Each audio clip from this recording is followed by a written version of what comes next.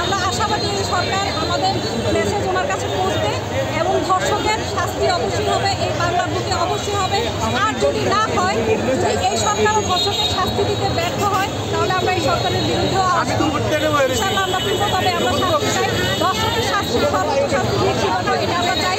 আমরা আশাবাদী আমাদের সরকার আমাদের কথা শুনবে।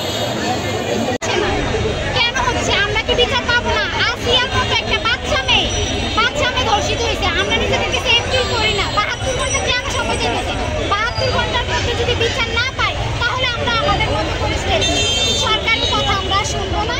ছাত্রদল আবার নামবে, আবার মাঠে নামবে, শুধু অন্যায়ের প্রতিবাদে, যে কেন ধর্ষণের অন্যায়ের প্রতিবাদ হচ্ছে না।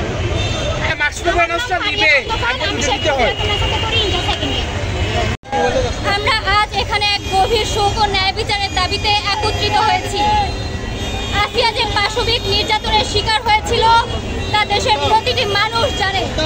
সে আজ আমাদের মাঝে নেই, কিন্তু তার প্রতি হওয়া অবিচার আমরা ভুলিনি, ভুলবো না। শুধু আসিয়া নয়, আমরা দেখেছি বিগত সময়ে বাংলাদেশে অগণিত ধর্ষণের ঘটনা ঘটেছে, যার মধ্যে একটি ঘটনারও দৃষ্টান্তমূলক বিচার এখনো অবধি হয়নি। দলমত নির্বিশেষে সবাই ধর্ষকের শাস্তি মৃত্যুদণ্ড